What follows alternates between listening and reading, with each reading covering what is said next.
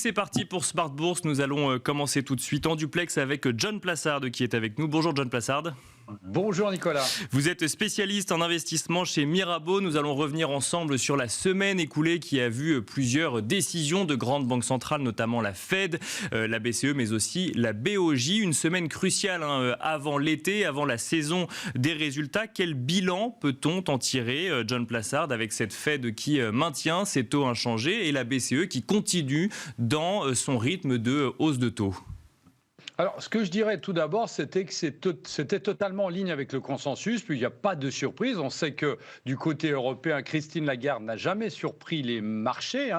C'est pas ce qu'elle devrait faire, mais effectivement, elle a toujours été en ligne avec le consensus. Mais il y a deux choses que je note. La première, si vous prenez la Banque centrale européenne, eh bien, vous l'avez dit avant, Nicolas, c'est la très très forte remontée des estimations d'inflation pour cette année au niveau corps, c'est-à-dire ex-énergie et nourriture. Et donc, on voit que la vision de la Banque centrale européenne n'est pas une décélération, mais plutôt une réaccélération dans ses estimations. Donc ça, c'est la première des choses. On s'attend, comme vous l'avez dit, à une hausse de 25 points de base des taux de la Banque centrale européenne en juillet.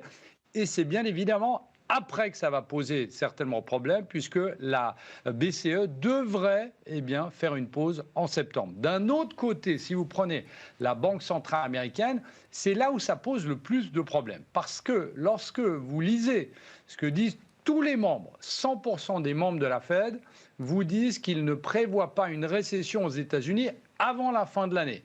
Alors que, comme vous le savez, Nicolas, le consensus, lui, prévoit une récession aux États-Unis en fin d'année. Donc là, il y a une très grosse divergence. Et la deuxième divergence, c'est que si vous regardez ce qu'on appelle les nuages de points, les dot plots, c'est-à-dire les prévisions économiques des membres de la Réserve fédérale américaine, eh bien, on voit qu'on parie aux États-Unis sur encore 2 hausses de taux, alors que d'un autre côté, le consensus parie seulement à 7% sur 2 hausses de taux jusqu'à la fin de l'année. Donc là, vous voyez ici, d'un côté, sur la croissance, donc la question de la récession, il y a une divergence du consensus.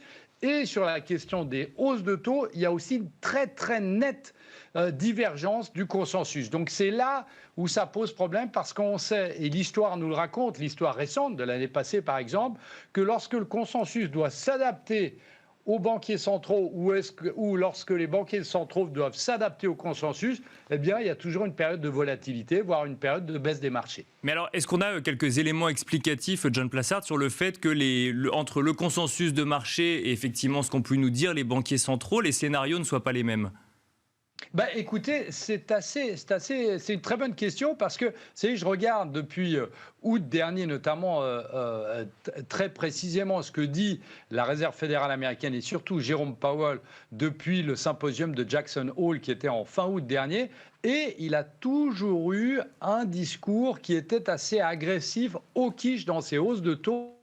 Et le consensus n'y a jamais cru. Alors, la raison, c'est quoi? C'est qu'on se souvient que l'année passée, la Banque centrale européenne et la Fed, en l'occurrence, étaient totalement faux dans ses projections du cycle inflationniste et du cycle économique. Je vous rappelle quand même qu'au début 2022, la Fed pariait sur 3 hausses de taux de 25 points de base sur toute l'année et qu'en fin d'année, on a eu 17 hausses de taux. Donc il y a eu une énorme erreur et on a l'impression aujourd'hui que le consensus ne croit plus du tout à ce que disent les banques centrales et se disent que de toute manière, elles auront à un moment ou à un autre, s'il y a du stress dans le marché, eh bien elles interviendront et qu'elles arrêteront de monter les taux.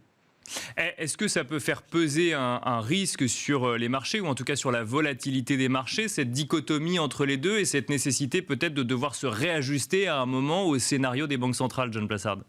Oui, tout à fait. Clairement, c'est exactement ce que je pense, Nicolas. Et vous savez que même si ça ne devait pas être le cas, même si le consensus devait rester où il est et que les banques centrales devaient, elles, abaisser leurs estimations, eh bien, qu'est-ce qu'on se dirait? on se dirait que c'est à nouveau une erreur de politique monétaire aux États-Unis et en Europe, par exemple. Et ça, non plus, c'est pas bien parce que pour la crédibilité d'une banque centrale, eh bien, c'est aussi elle qui maintient l'espoir dans les marchés. Et s'il n'y a plus de crédibilité, il y a moins d'espoir. Et donc, c'est pour ça qu'on devrait certainement voir une consolidation, pas une correction, mais une consolidation dans les marchés où on a un consensus qui s'approche de la Fed ou inversement.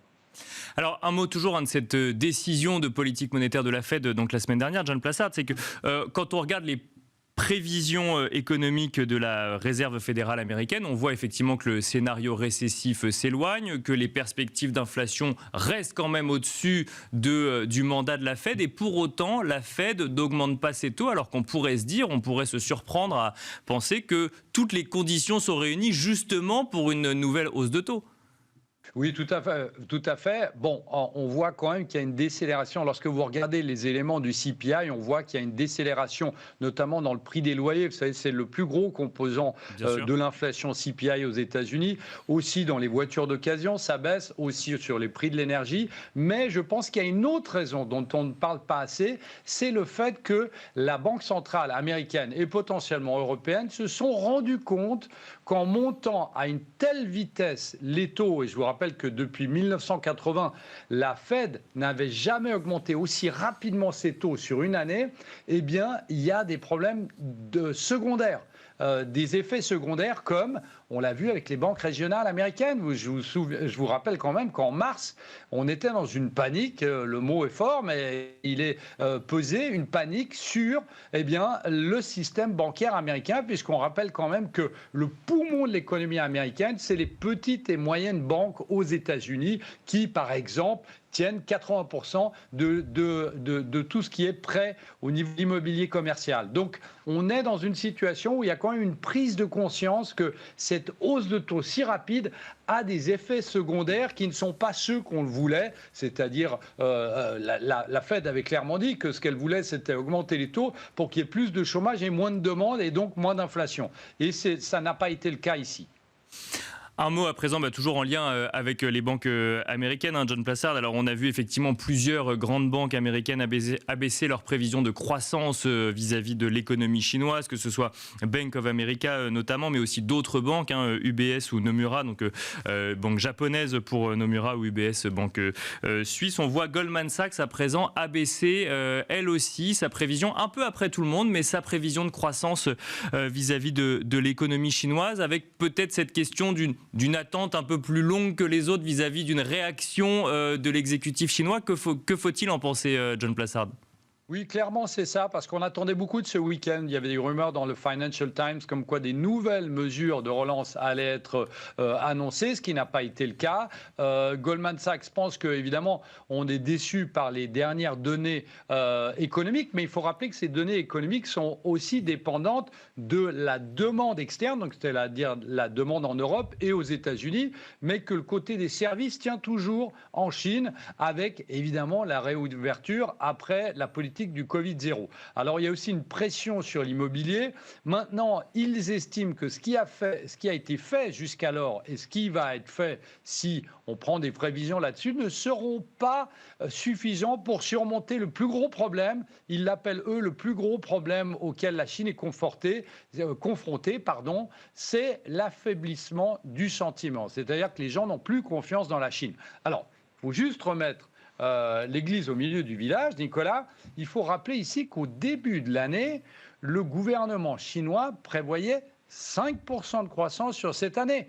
Et les gens se disaient, bon, 5% c'est déjà assez élevé. Et vous aviez beaucoup de banques, dont celle que vous avez signalée, en plus de JP Morgan, qui avaient mis leur estimation beaucoup plus haute en imaginant que la réouverture de la Chine aurait un effet immédiat sur les marchés. Ce n'était pas le cas. À 5,4%, on est toujours au-dessus des 5% du gouvernement chinois, mais à plus long terme, je pense que c'est plutôt là où il y a un problème ou de point d'interrogation. Vous savez qu'il y a un gros problème dans la démographie, les tensions géopolitiques, notamment avec Taïwan, et puis avec les dettes des gouvernements locaux. Ça, c'est quelque chose à moyen, long terme. Mais sur le court terme, je ne suis pas choqué par ce qui se passe, parce que j'ai l'impression que et on parlait avant du consensus, eh bien, le consensus des banques était beaucoup trop haut par rapport aux estimations du gouvernement chinois. Avant que l'économie chinoise ne réouvre, on s'attendait à ce qu'elle vienne tirer la croissance mondiale comme une nouvelle locomotive. Et finalement, on se rend compte aujourd'hui que c'est plus compliqué que prévu pour l'année en cours. Oui, tout à fait. Et ce qui est aussi assez intéressant de noter, c'est que Goldman Sachs, qui vient de baisser ses estimations, avait sorti une note en mars en disant en fait que la zone euro pourrait ne pas rentrer en récession. On ne parle pas de cette récession technique dans laquelle nous sommes, mais en fin d'année, pourrait ne pas rentrer en récession grâce à la réouverture de la Chine. Alors, je suis sûr qu'ils vont baisser un peu leur estimation, toujours ne pas penser qu'il y a une récession, mais c'est dire l'importance qu'avait à leurs yeux, et qu'a à leurs yeux, j'imagine toujours, eh bien, la réouverture de la Chine, mais c'est effectivement un peu décevant, et on sait très bien que les Chinois vont regarder à deux fois avant de sortir du pays, d'aller voyager à l'extérieur. Je vous rappelle quand même qu'en 2019, vous aviez 12 millions de Chinois qui sortaient du pays pour voyager en tant que touristes chaque mois. Eh bien, ici, ça va être moins. Et je pense que c'est très bien que les banques et le consensus s'adaptent cette fois-ci eh bien, aux prévisions du gouvernement chinois. Un mot des marchés à présent, John Plassard. Qu'en est-il de cette consolidation qu'attendent un certain nombre d'experts et d'analystes ? Et je l'attends aussi, d'ailleurs, Nicolas, qui ne vient pas aujourd'hui. Alors, si vous regardez, vous avez beaucoup de sentiments contrariants, et notamment les sentiments positifs. On voit qu'on est en extrême grid, c'est-à-dire les gens sont euphoriques d'une certaine manière sur les marchés. On voit qu'on a à vendredi, on a le meilleur démarrage du Nasdaq de l'histoire du Nasdaq. Donc on voit évidemment que ça fait suite à la baisse qu'on avait eue l'année passée, mais qu'il y a une certaine euphorie dans ce marché et qu'à un moment ou à un autre, il faudra qu'il y ait une consolidation. Alors, le problème, si vous voulez, si on prend les statistiques historiques, c'est que historiquement, si vous prenez le S&P 500 qui terminera logiquement la fin du premier semestre au-delà de 10%, eh bien, si vous avez un S&P qui termine le premier semestre au-delà de 10%, eh bien, historiquement, lors du deuxième semestre, eh bien, cet indice américain gagne au minimum 10%. Donc en fait, ça viendrait contrarier une nouvelle fois ceux qui attendent, comme moi, une consolidation des marchés dans les prochaines semaines. À suivre donc dans les prochaines semaines et prochains mois. Merci beaucoup, John Plassard, de nous avoir accompagnés à la mi-journée dans Smart Bourse. Je rappelle que vous êtes spécialiste en investissement chez Mirabaud. Et quant à nous, on se retrouve tout de suite dans la deuxième partie de Smart Bourse.